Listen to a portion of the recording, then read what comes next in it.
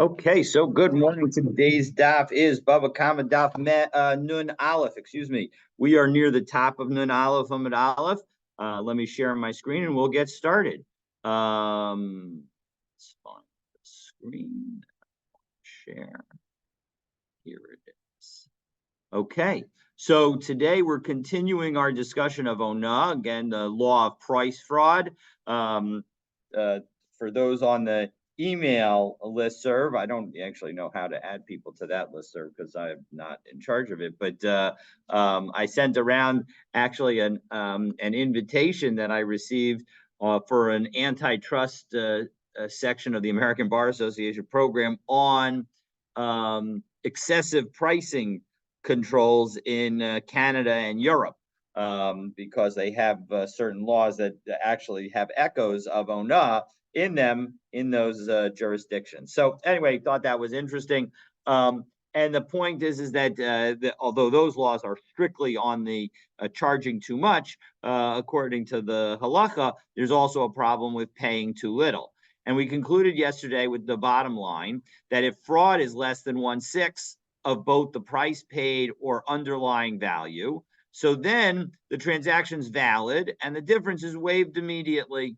That's what we said according to Rashi. So that's the story. And if the fraud, on the other hand, is exactly 1/6 of the price of the value or the price paid, so either it was worth 6 and you sold it for 5, or it was worth 5 and you bought it for 6. So then the transaction is valid and the defrauded party gets the difference if caught within the time it takes to show the item to a merchant or a relative.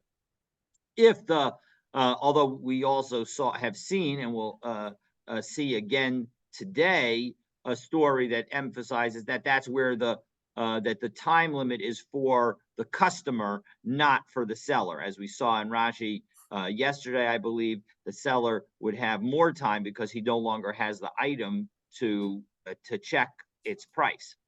And then finally, if the fraud is more than 1/6 of both the value and the price paid, so then the transaction is void if caught within the time it takes to show the item to a merchant or a relative. Okay, we also had, again, the statement of Rav Nachman that when the merchant is the one defrauded, he has forever to catch the mistake, although Rashi limits it until the price increases for the item sold. So that's the bottom line. But so now, just to give you give an idea of why underpricing is bad, John D. Rockefeller Sr. became the richest person in the world through underselling his competition.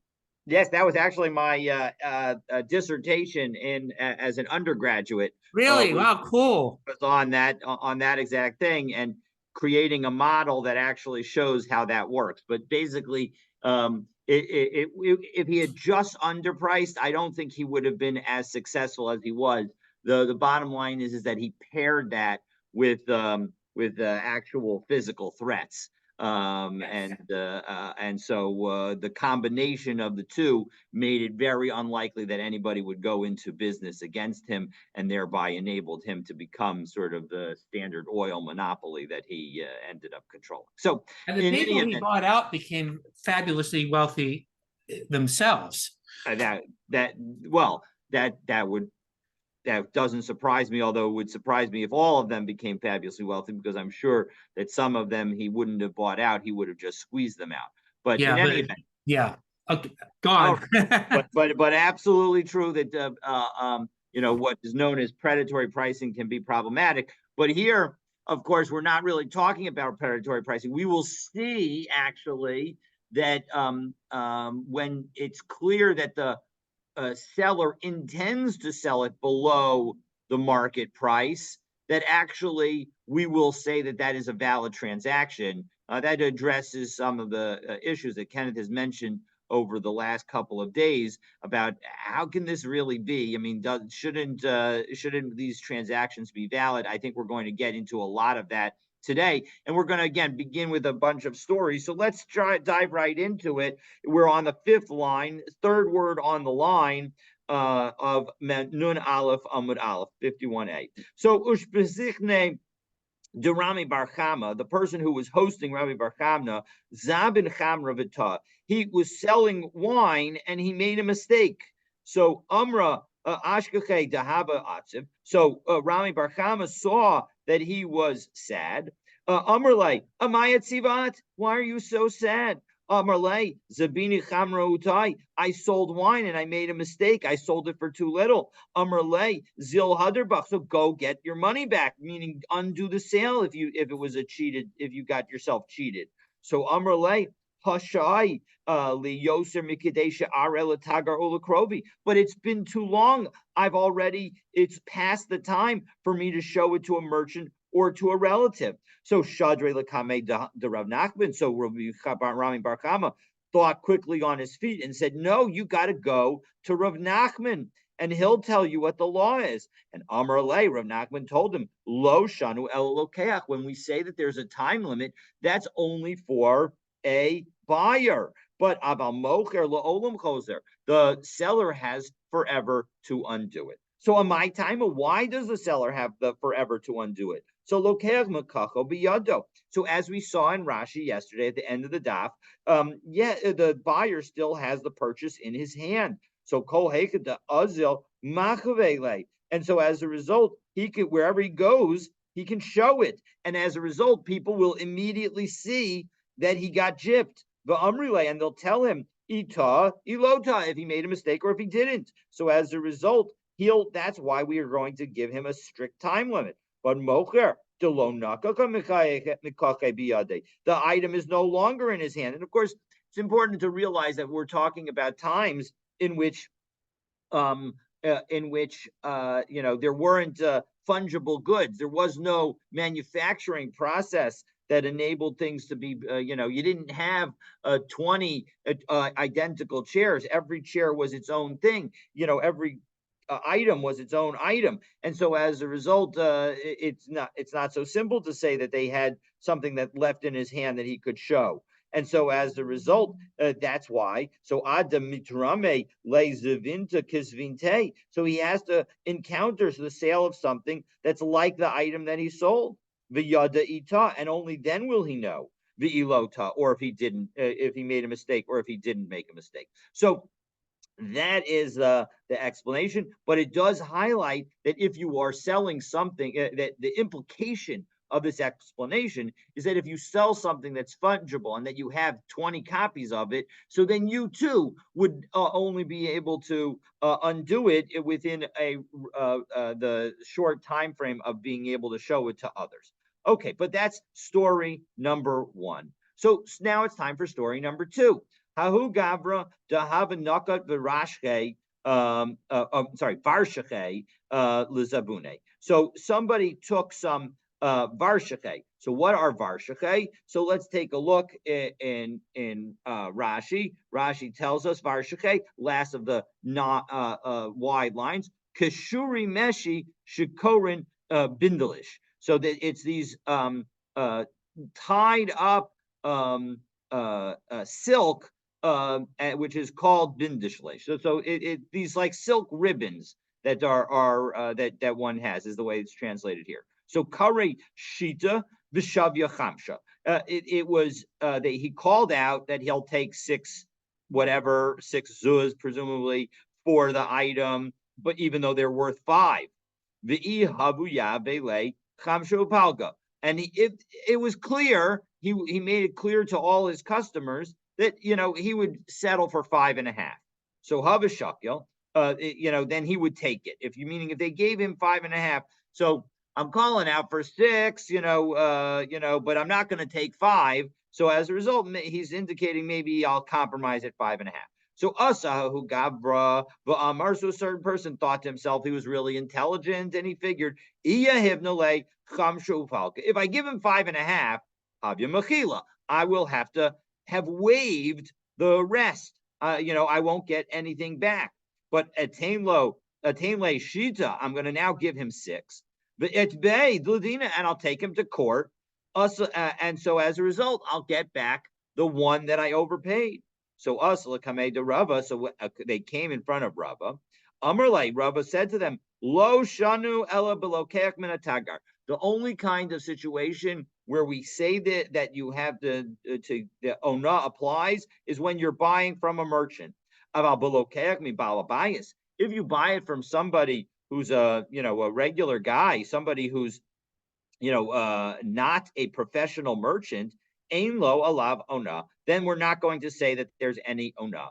And Rashi explains, why is it that a balabais, so take a look at the first of the narrow lines in Rashi on an aleph on an aleph, the mi balabais tachshitin, that if you buy certain kinds of jewelry, ukli tashmish, and personal usable use vessels, shalo, that belong to him. Chavivin alab. Those are things that are dear. So if you were to ask me to sort of sell, my backpack that I have here next to me, this is a backpack that I've had for years. I love it. I may not sell it for the price that I could go and buy a new one. I would sell it for more because it means a lot to me.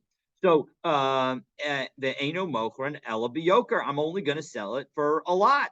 And it's as if the seller in those situations said explicitly, Yodea Anish Yeshbo Ona. I know specifically that there is Ona in this transaction. I am charging you more than it's worth because I particularly like this item.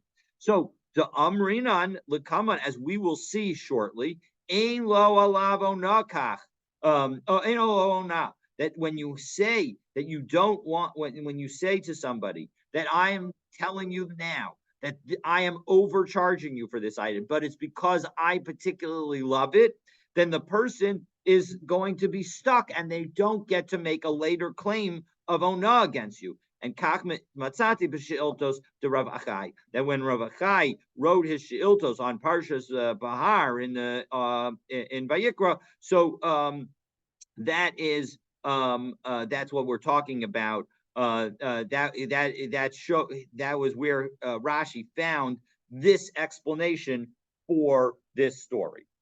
So okay, so again, bottom line, that if you have a professional merchant who's selling you the item, then you have the ability to get to claim ona, to claim that you've been defrauded. But if you're buying from a regular person who's not a merchant, well, then you don't get to claim ona if you are buying something that is specifically precious to that person.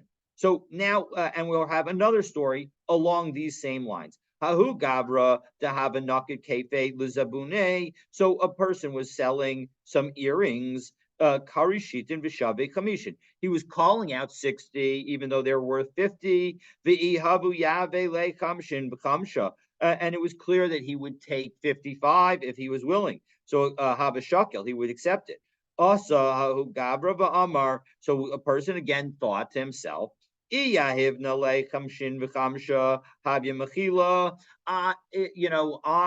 I give him 55, then clearly I will have waived my ability to claim the additional 5, because then it would be a 10% overcharge, and 10% we say gets waived. It's only 16.666 repeating that begins to get to ona. So attain le shitin ve'esbe ladina. So I'm going to give him 60, and I'll go take him to court. So asala kamei to Rav Chisda. So just like the last story where they went to Rava, now they go to Rav Chisda, and Amar Lei, Rav Chisda says, Lo shanu ela b'lo kekman atagar. You don't get to make this claim because this person who sold it to you, even though we didn't actually tell you that at the beginning of the story, is a regular guy. He's not an earring merchant. It's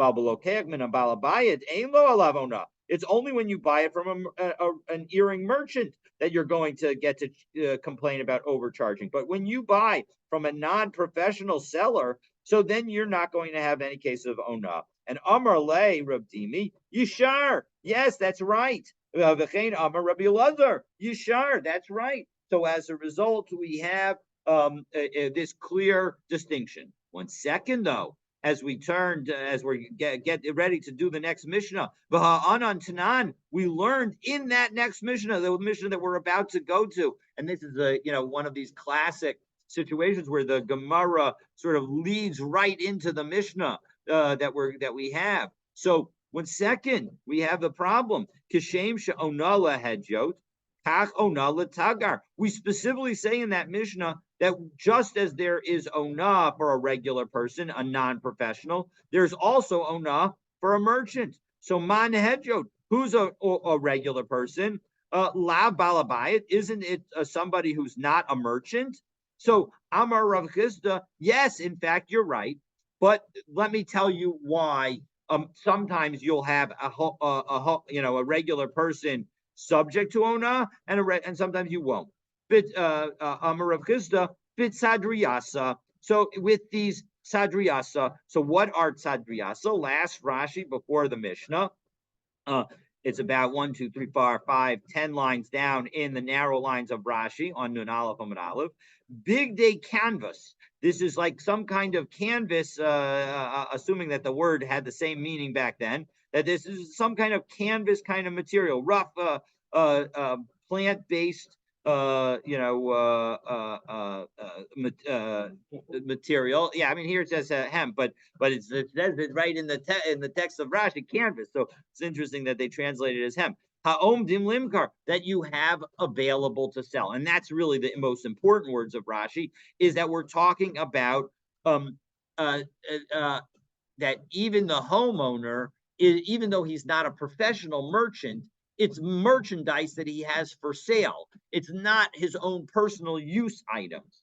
So aval mani de tashmishte, but things that he has for his personal use, the yakire ale, that are very precious to him, lo mizabin lahu, he's not going to sell them if he doesn't get paid a lot. So the bottom line is if you have something with sentimental value, so then we're going to say that there's no ona in connection with that. But if you try to sell something that has no sentimental value, then we are going to say that if you overcharge, even if you're not a professional merchant, you're going to have to refund the difference. Okay, so now we're going to get additional details of ona, including the one we just mentioned, as we begin the next Mishnah. So whether you're a buyer or you're a seller, yesh lahen ona, there is a sense of fraud associated. You could be the victim of ona, or you can victimize others with ona. Kashem she'ona lahedjot, kach ona latagar. And just as ona could apply to a regular person, so too could ona apply to a merchant. It's interesting because you could have answered that what it was saying is that that line was actually about victimhood, not victimization, meaning that it was not saying that just as an ordinary person could overcharge somebody, so too can a merchant, but it's saying that just as an ordinary person could be the victim of overcharging, so too could a merchant be a victim of overcharging, because you might have thought that they're a professional and therefore they should not be subject. But we'll see in the Gemara that we ask when it comes to Rabbi Yehuda, we're going to ask this question, and it'll help us understand how we're understanding the Mishnah. But Rabbi Yehuda Omer, Eino Nola Tagar, remarkable statement that there is no overcharge for a merchant. So what does that mean? So Rashi tells us, don't worry, lekame mefarishla. We're going to explain it coming up. So don't worry about it right now. You will get to it still today. So Misha Hutel alav yado al ha'elyona. And then we end the Mishnah by noting that whoever was the victim, he's got the upper hand. Ratza omer lo tainli mosai. If he wants, he can say, give me back my money. Oh, tainli masha inasani. Or you have to give me back what you defrauded from me. Now, of course, this is talking about where the overcharge was a sixth. And we've seen already that this is actually not the way we understand the halacha.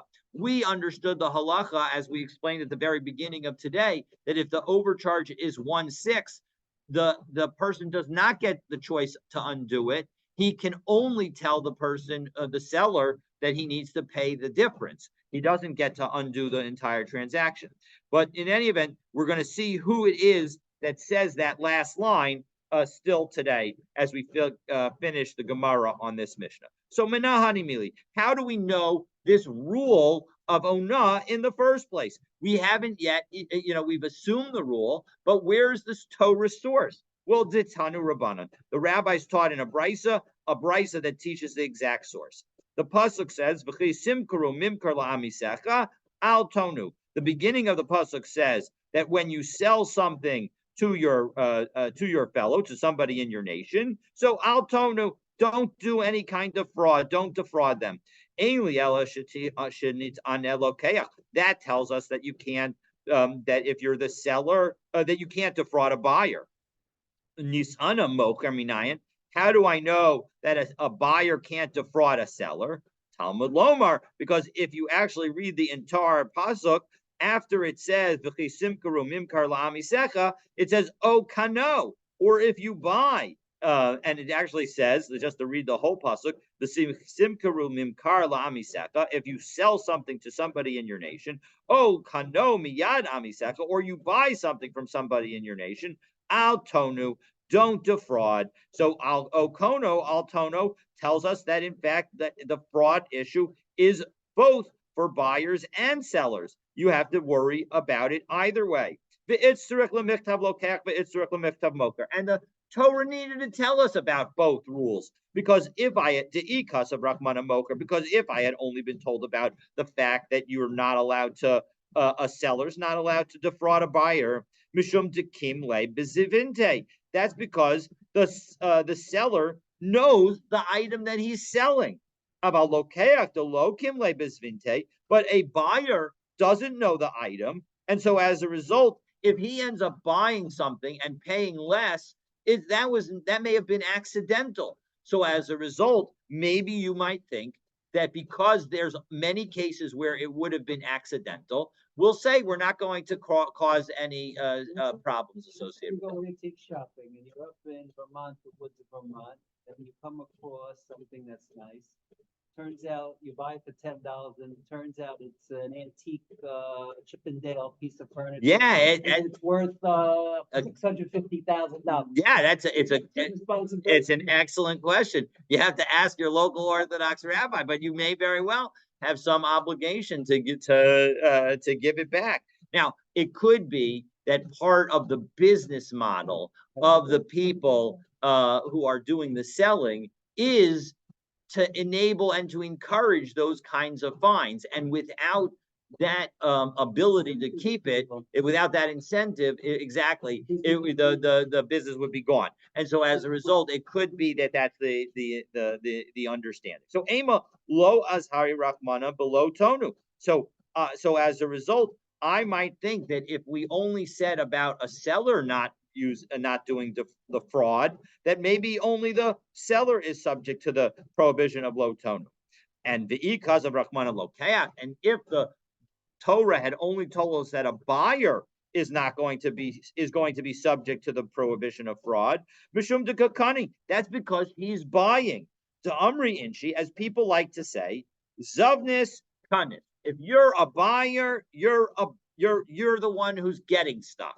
Aval mocher de abude kamovid, that but a seller is always losing. De amri inshi zabin ovid. Because if you're a seller, you're losing. As Rashi helps us understand this, Zav and Ovid, it's right opposite the Torah, or in the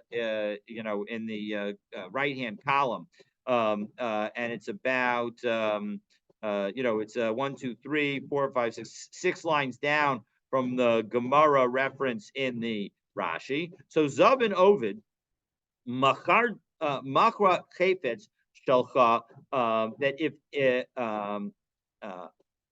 that when you sell your item, Harei atan nifsad, you're going to be losing. Why? Shikalu hamos biyatzia. Because what are you going to do with the money? You're going to end up spending it on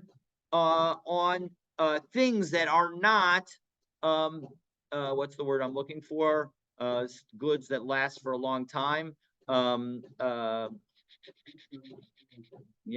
Durable goods, right? You're going to use it on food and things like that, and so your money will disappear. But if you have a durable good, if you have a nice piece of clothing, a good suit, etc., that will last a long time. And so that's the understanding of, if you're a buyer, you're obviously wealthy because you're able to, you have other money to use for your food. And if you're a seller, maybe you're selling out of desperation. So maybe we would want to aim a low azhari rahmana below tonu. Maybe we'd be more lenient on sellers because there are going to be sellers that are desperate for money, and we'll let them sell for above their worth. So tricha, so therefore you need to say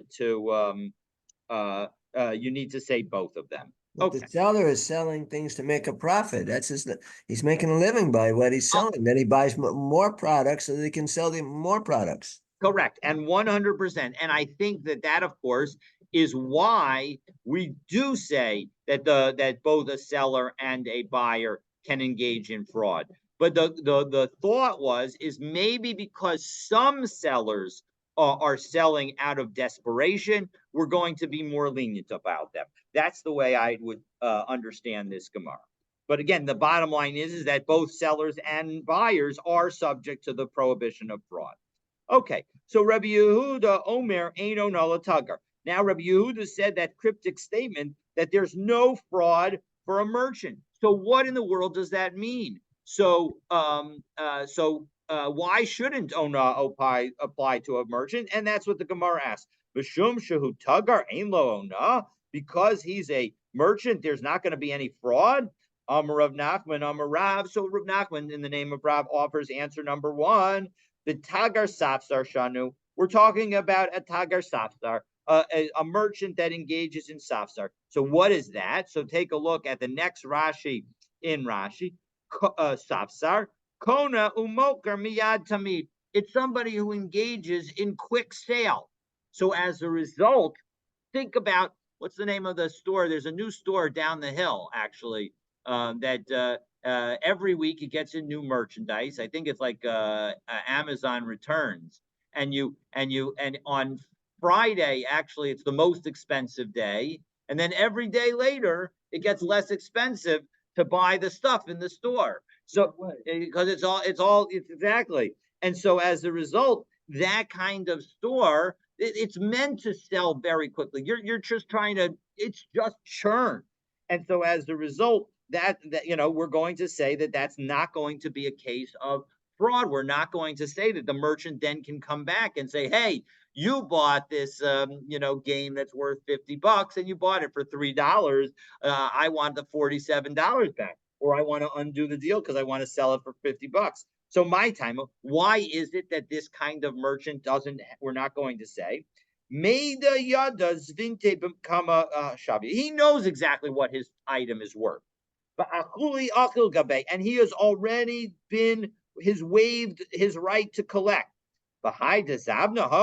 And why did he sell it at such a low price? Because he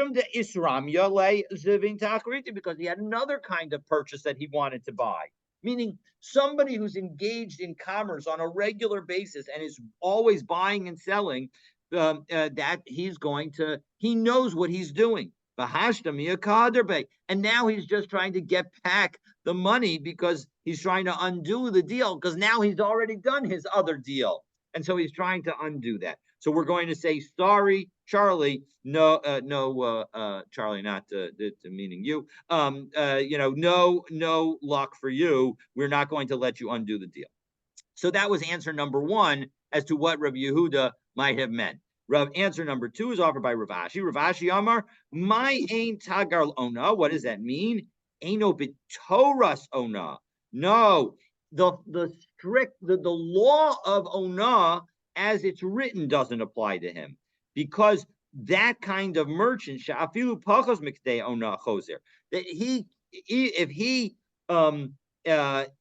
can claim fraud even for something that's a smaller price difference. However, Tanya Kavasu de Rav Nachman, we actually have a brisa that says like Rav Nachman, that it indicates that Rabbi Yehuda's intention was actually like Rav Nachman, namely that when you've got an expert, we're not going to have a fraud on the expert. Rabbi Yehuda Omer, Tagar ein lo ona, that a merchant has no ona, mimnei shehu baki, because he is an expert. So that's the point. The point is that we're talking about ona that where the merchant is the victim. Of course, there's ona where the merchant is the perpetrator. But when the merchant is the victim, if he's an expert, well, then we're going to say, sorry, we're not going to allow you to get your money back. All right. So Misha Hutal alav yado al helyona. So the person who was cheated, he has the upper hand. Now, what did we say in our Mishnah? In our Mishnah, we said that, the guy says, give me back my money. So that implies that he is the buyer. So Mani Masnisin. So who is our Mishnah like? Lo Rabbi Nassan, below Rabbi Yehuda Nasi. It doesn't seem to fit like anybody. Because Rabbi Nassan, if you tell me that it's Rabbi Nassan, Masnisin Katani Ratza, our Mishnah specifically said that the person can choose between undoing the deal and getting his money and getting the difference back. Uvraisa lo Katani Shratza. And the Brisa did not, when the Rabbi Natan taught his rule, the Brisa did not reference the victim being able to choose. And Rabbi Yehuda Anasi, and if you want to tell me that it's Rabbi Yehuda Anasi, Masdina Katani Lokeach. Our Mishnah was talking about a buyer because the buyer was saying, give me my money back. Brisa Katani Mocher. But the Brisa was talking about a seller. So how do we resolve this? So 3 different ways we could resolve it. So Amar Rabbi Lazar, Onazu, Eino Yodea Mishnah. So I don't know who taught this law, meaning it's some third party. So that's answer number 1. Really, there are only 3 possibilities. Either it's somebody else, or it's Rabbi Natan, or it's Rabbi Yehuda Nasi. Well, guess what? We're going to have all 3 of those answers being given. So answer number 1 is really maybe it's somebody else. Rabba Amar Lo'olam Rabbi Nasan he. Really, it's Rabbi Nasan. Utnei Nami Babraisa Ratza. And in fact, you need to understand in the Brisa, we just need to add the word Ratza to it. So if we do that, what is the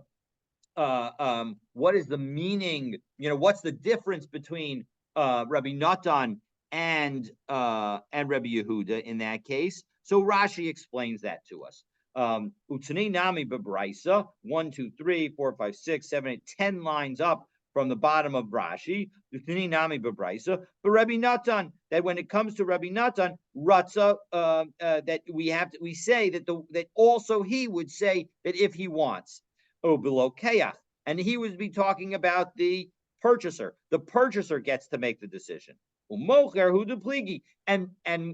it would be according to Rabbi Yehuda, the he's would say, no, it's not the purchaser who gets to decide, it's the seller who gets to decide. So that would be the debate according to Rabbah. But Rabbah offers the most logical, and in fact, the answer that we're going to say is correct.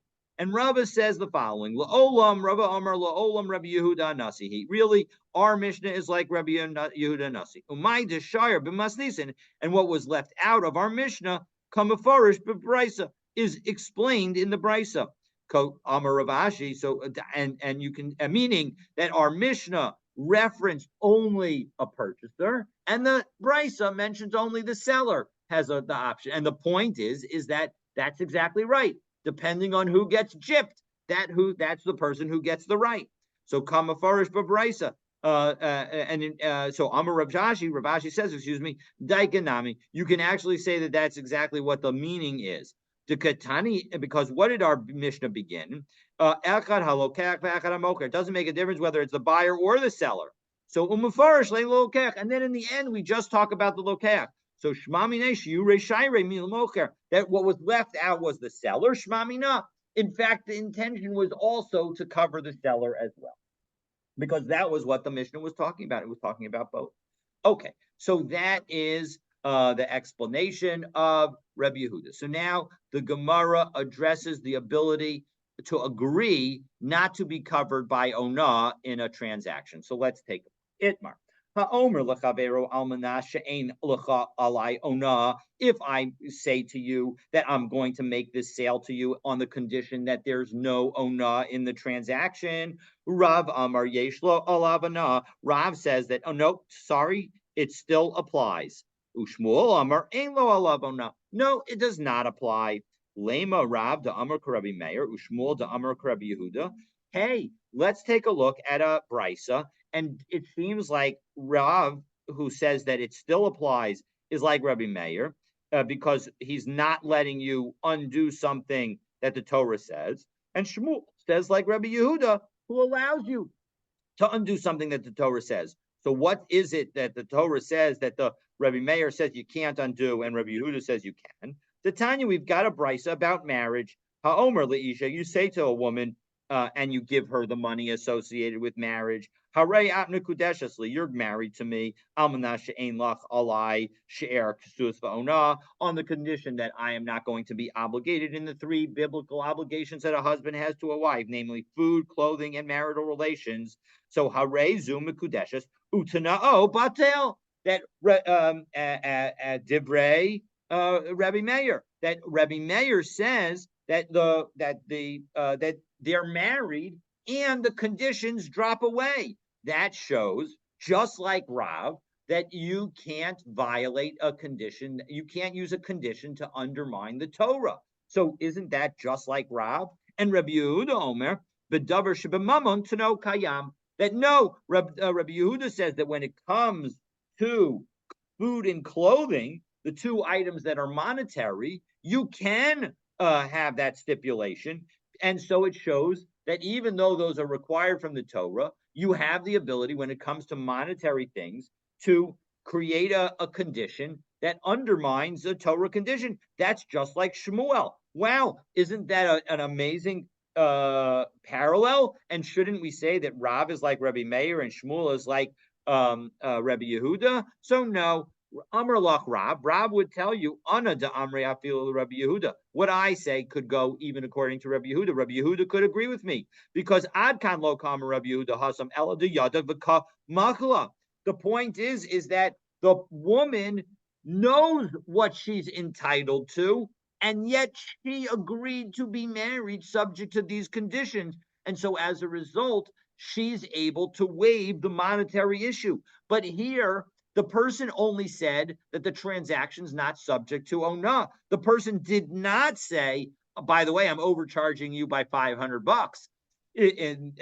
And so as a result, when you don't specify the overcharge, Rav would say that the laws of onah still apply. Aval hacha miyada demachel, did the victim know the amount that he was being defrauded, that he could waive it? No, he didn't.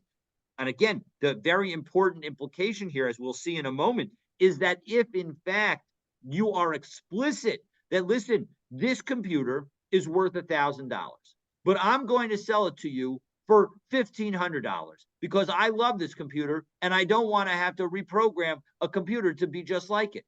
I can do that, and I've now exempted myself from the laws of onah because you have the right to say, no, thank you. So Shmuel Amar, and Shmuel would say that, you know what?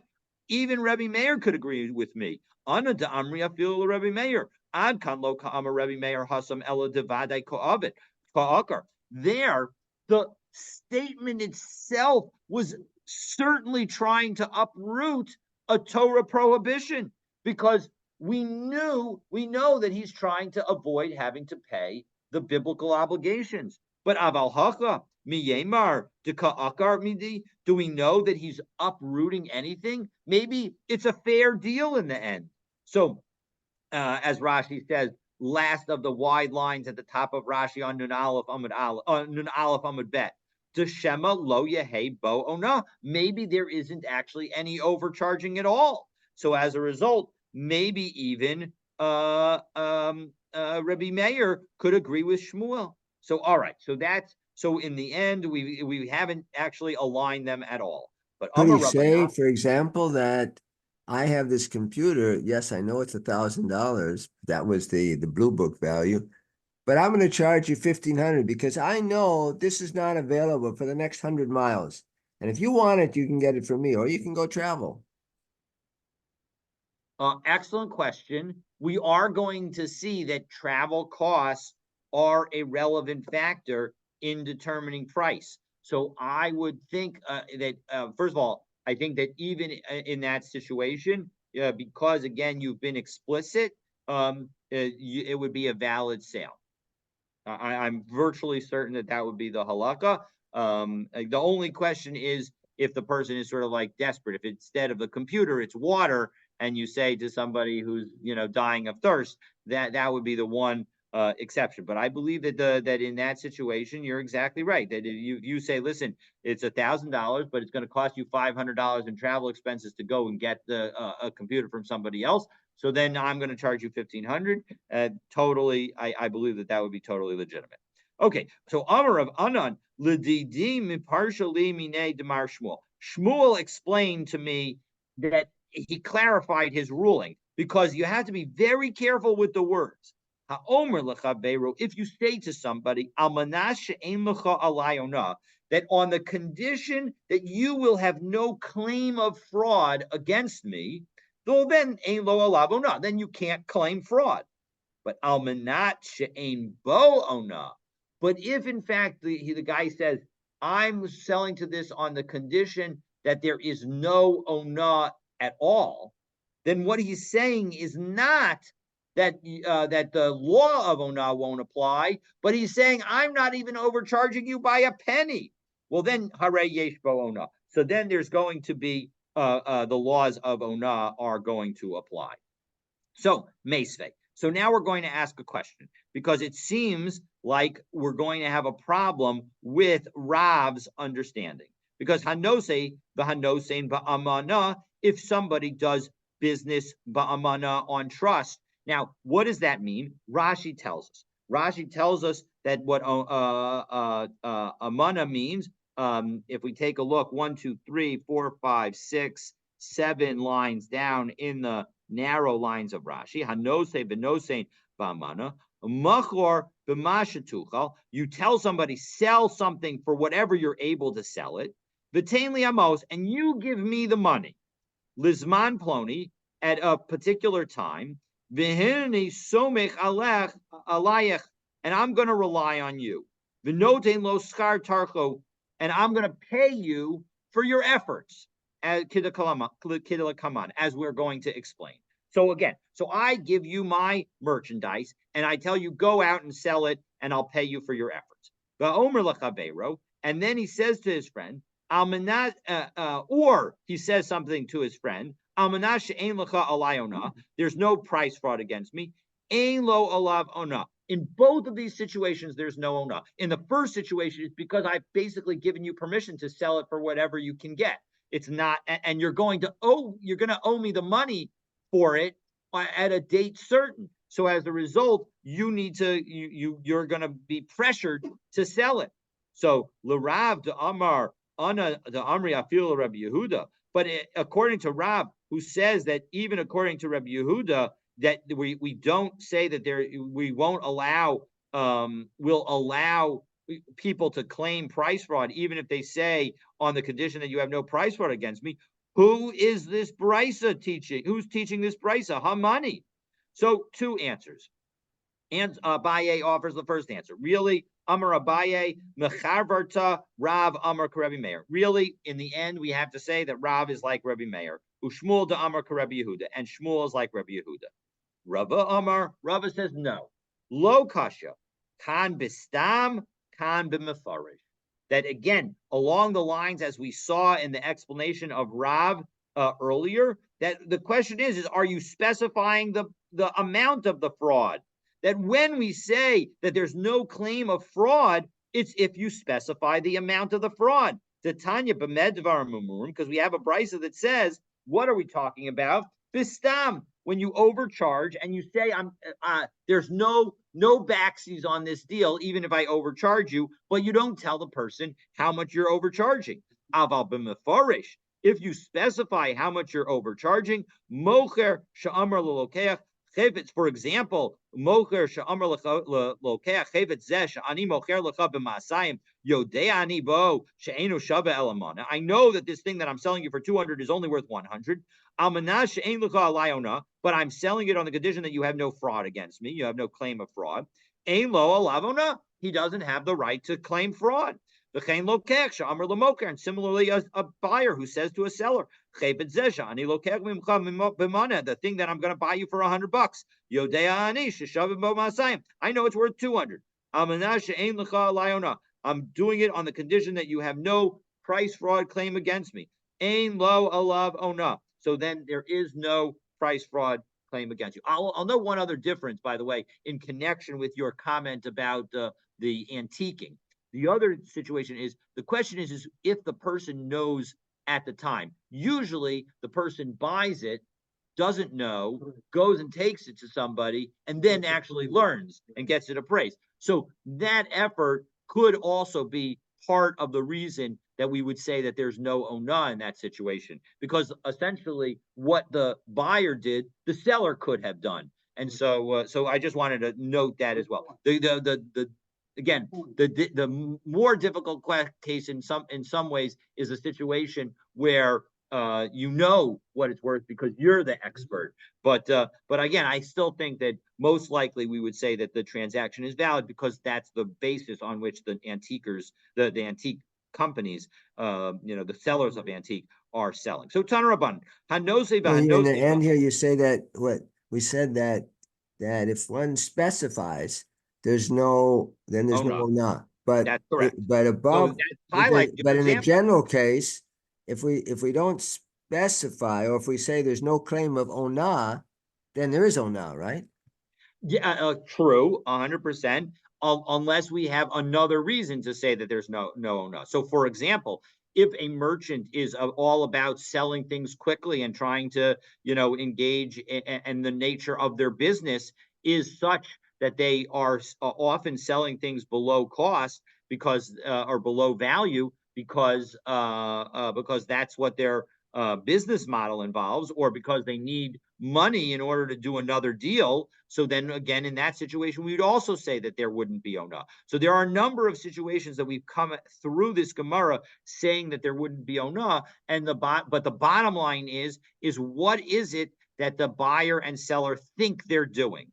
And if the buyer and seller think that they're doing a deal that will not be subject to ona, then it could be that there's not. And again, remember that this is only according to Rav. According to Shmuel, you don't even have to specify the price. It's enough not to specify. Now, I think that we paskin that you have to specify the price based on the Ein Mishpat Ner Mitzvah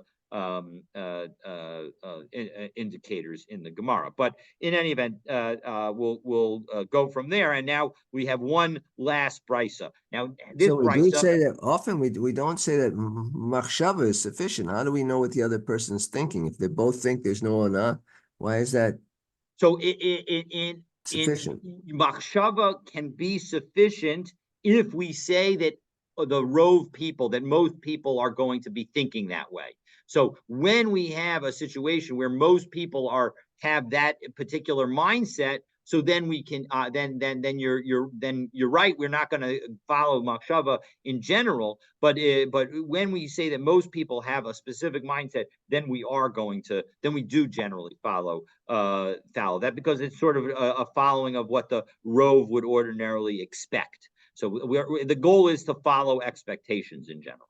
All right, but last piece, and this actually is an aside that is a wonderful foreshadowing of the next parak, according to Rashi. And now other Rishonim disagree with Rashi's explanation, but I think this is the simplest explanation, so we'll go with it. Of the following Gemara, that we've just talked about this idea of selling something on trust, meaning selling something where I pay for all of your expenses and I pay for your effort to sell something for me, and you'll owe it and you'll pay me at a particular time. So Tanuraban, Hanosi v'Hanosin ba'amana, if somebody does business on trust, Hareze lo yichashev es hara ba'amana ve'es hayafeh b'shaveh. You're not allowed to sell the bad stuff with this idea of selling it on trust, and the good stuff by selling it by selling it at a fixed value. Where the idea is the following: that as Rashi explains. So, well, I'm gonna, given the time, I'll do it outside. So Rashi explains that what it means is that I'm going to appoint you to sell two things. One thing you can easily sell, and it's worth $1,000. And then the other thing is much more difficult to sell, and it could also be worth $1,000, but it's going to take you a lot of effort to sell. So what I tell you is the following: listen, I'm going to give you both things to sell. Sell the thing that's worth $1,000 as fast as you can, and keep the $1,000.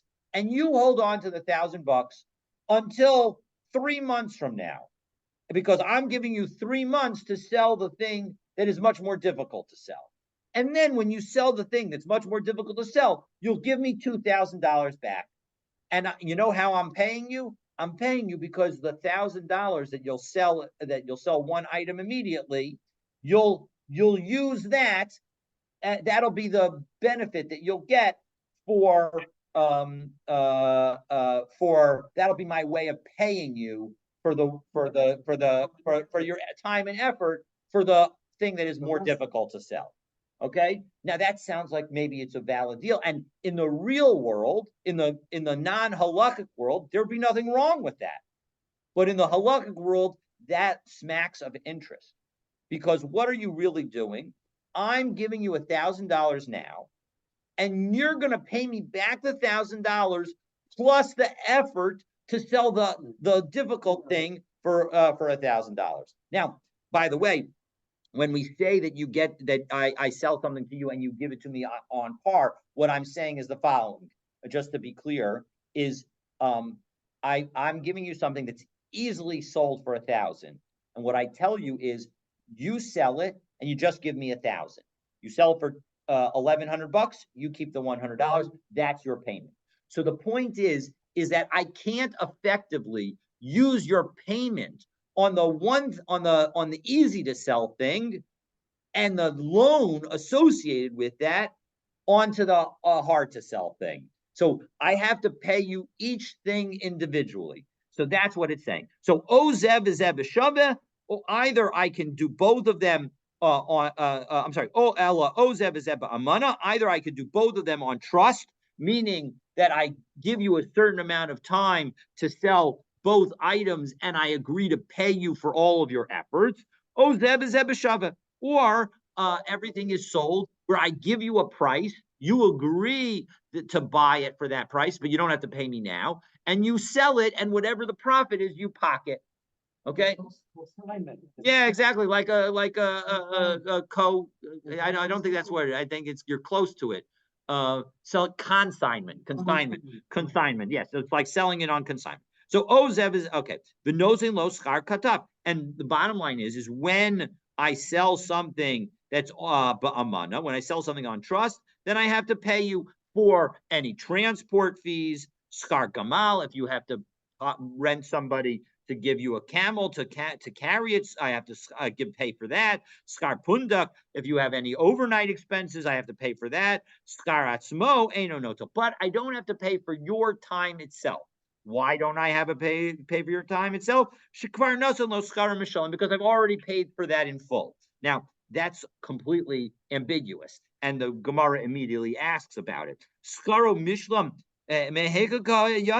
what do you mean that he gave him his payment in full? So Amar Papa Bitsadruye.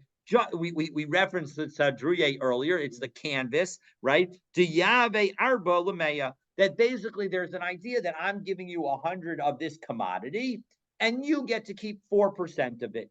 So the point is that when I gave it to you to sell the whatever it is, when I give you something to sell the amana, you get to keep 4% of the items that I have you sell, and that's the deal. And so the bottom line is that's the situation. Now, again, people don't like Rashi's explanation because it's more about interest than it is about ona. But it makes sense because from this perspective of we just talked about the sale of amana, so we're going to give another example of amana. But now we're up to the next Mishnah, which raises the question of fraud in the usage of used coins, because used coins, the metal erodes away. So how much does can a coin erode and it still be used? Well, for the details of that, please stay tuned to tomorrow's. Well, why is Rashi saying it's interest? I'm a little bit puzzled there again. Sure. Let's go. We'll go through it quickly, and I think you'll understand. So I ask you to sell me something that's easy to sell, and I ask you to sell me something that's hard to sell. For the easy thing to sell, I tell you, you can hold on to the proceeds until you give me the stuff that's hard to sell, until you give me the payment for the stuff that's hard to sell. And I'm not going to pay you for your efforts to sell the stuff that's hard to sell. I'm just going to let you use the $1,000 that you're going to quickly earn for the from the stuff that that is easy to sell, and then you're going to hold for me until the time that you have to pay me for the stuff that's difficult to sell. So as a result, you are effectively borrowing $1,000 from me, because you could sell that right away and give me back the $1,000 immediately. But instead, I'm letting you hold on to the $1,000 for a couple of months. And then, and instead of giving me just back $1,000, which is what I'm required to take back a loan, when I loan you money, I can't take back anything more than what I loan you.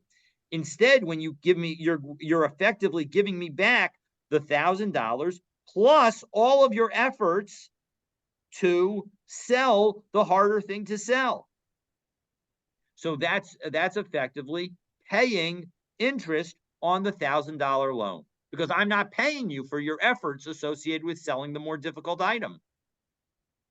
Well, does he have to pay back the value or the money that he gained from selling that harder to sell object? Yes, yes, oh, absolutely. You have to give me every penny that you get back, because and it's all because I gave you the $1,000 up front.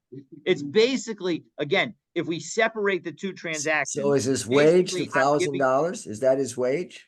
his wage is the time value, by Charlie. His wage is the time value of the $1,000 that I'm lending you. Basically, imagine the following. I give you $1,000 as a loan, and I tell you, in exchange for your ability to have this $1,000 for the next 3 months, please sell, my house for me and give me the 100% of the proceeds of the sale of my house. And all your expenses are based on the fact that I gave you this $1,000 loan. That's essentially what's happening here. So you're giving me your efforts, your work, and you're going to pay back the $1,000. And all I have to do is give you the $1,000 in order to get back your work and the $1,000. So you're giving me more than I'm giving you. That is the definition of ribis. That's the definition of interest. So what is his wage in the end? The agent, what is his wage? So again, the agent's wage for the thing that's worth $1,000, the wage is whatever he gets, whatever he's able to sell for the item above the $1,000. But his wage on the thing that's more difficult to sell is just the time value of money associated with being able to hold on to the $1,000. That's all he gets. And that in and of itself, that's a payment of interest. But that's not his wage. He's losing time. How is he getting paid for that effort? He invested time in the he invested time in selling this the house, let's say. So I understand the question. So how much is he getting paid for that work? He's getting paid. He's getting the right to use the $1,000 from today until he pays me for finishing the other job. That's what he's getting. That's the wage. The wage is the time value of the money. So the $1,000 is his wage, basically. No. Well, remember, he still has to pay me back that $1,000. It's the right to use the $1,000. And you're not allowed to pay for the right to use something. I can't pay you money for the right to use $1,000 that belongs to you. That is the definition of interest. You can't pay someone the right to use the $1,000. I can't pay you for the right to use $1,000 of yours. You can't pay me for the right to use the $1,000. Okay. So if you give me $1,000, then you can't pay me for the right. It depends on who's giving the $1,000. Yeah, I know. I'm trying to figure that out. I'm giving you the $1,000. If I give you the $1,000, you can't pay me for the right to use that $1,000 and then owe me back and pay me back the $1,000. That's the definition of charging interest. Right? If I give you $1,000 and you pay me $10 for that right, and then you give me back the $1,000 in a year, you've paid $10 of ribis, of interest, and I will have violated that rule. Oh, so my work, my effort to sell the other property, is that right? That's essentially like the $10 of my time, basically. That's exactly right. That's exactly right. Uh-huh. And that's what you're giving back to the original owner. And But so but because uh-huh. and so Raj, so that's what the Gemara is saying, is you can't do that. Either I have to let you sell all of it using the par method, meaning that, or I have to have all of it set using the paying you for the work, but I can't use the one method to pay you for the other method. Well, what's the I par can't. method?